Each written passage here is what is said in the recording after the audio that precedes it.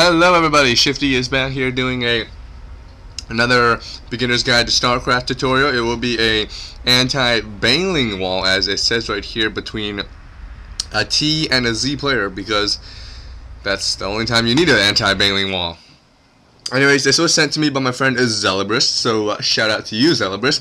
Thank you for sending me this. He has been sending me videos occasionally for me to do tutorials on, so just to say to all the viewers, if you guys have a video that you would like me to upload where it demonstrates a really good tactic or something like that, like strategy or counter or anything like that, be sure to send it to me, and I will look at it and I will take your word for it, because I usually do cast a game while I am watching it for the first time. So anyways, let's get this game started. I imagine the anti-Baneling wall will consist of two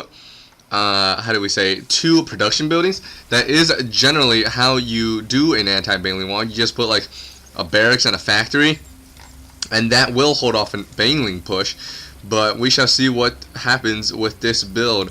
Now, this must be successful, because that is what this guy said. It's an anti-Baneling wall, so this is gonna work. But I will, judge its merit, and I will see if I will recommend it to you guys. But more than likely, any wall that holds off a Baneling bust, I mean, that'll be fine. Anything works, really. So whichever way works for you, it's just what works best most of the time. So let's just get started. Continue watching this game. Anyways, I do want to say, guys, that I hope you aren't bothered by all the comms that were put up, because I did put those up because I was hanging out with my friends, and it was like, they were about to go to, or one of them was about to go to college. Actually, two of them. Excuse me there. We're about to leave for college, and just hanging out one last time, playing some Starcraft, doing something fun. So they will be coming up much slower now with Shifty, myself, and Engineering Bay, and probably the Stalker or the Raper. Anyways, this looks like a 14 pool, I suspect. Probably a 14 pool going to be thrown down by the Zerg player. And no, he's going for a 15th drone, and he's going to throw down a hatchery or a spawning pool, or I'm not quite sure by this build.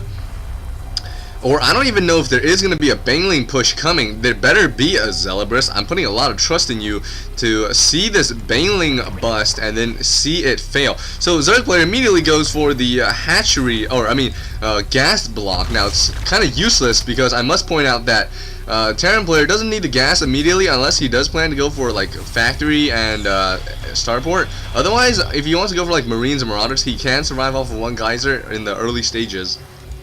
So anyways, Zerg player could actually do an expansion right now, because he does have a lot of minerals, and more than 300, and he isn't going to be able to spend it anytime soon. The expansion would be good for Zerg players if you do want to go for I believe this was a 15 pool, I think. 15 pool, you could do an expansion. I mean, you throw down spawning pool, throw down extractor, throw down an expansion, and then you get up a queen, and then you get some Zerglings, and you do as you will. Anyways, Zerg player still has not gone for oh, there's the Overlord. Very delayed. Queen is also very delayed. So this is not looking like it's good gameplay by the Zerg player. Zerg player needs to throw out an expansion about now. He keeps doing extractor trick, but I mean, what is that going to do when you have 600 minerals in your base? Really, right, guys? Right. Anyways, I actually don't really like this Baneling wall. This does not look like a good wall to me. And now we see the queen being produced, because let me tell you guys, the easiest way for a Zerg player to do a Baneling bust is just running in, maybe like each Baneling does, I think, 80 damage to buildings. So 80 you would need around 5 Banelings right here, run right here, attack this blind depot. This one will go down, and it will supply block the Terran player and make an opening into the base.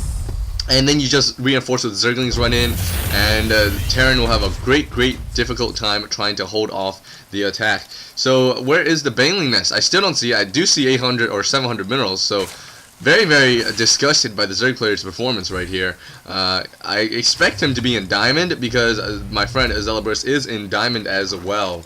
So this guy is, how did he get in Diamond is my question. We see a hatchery coming up, and I still see no Banelings, man. What's up with this? And here is the Baneling nest. Now, okay, Zerg players, if you want to go for a Baneling nest push, watch my other video. it is a very good execution. I think it's under Beginner's Guide to Starcraft, Zergling, or Zergling and Baneling push, something like that. It tells you how to do it as Zerg. This video will be showing how to defend as Terran.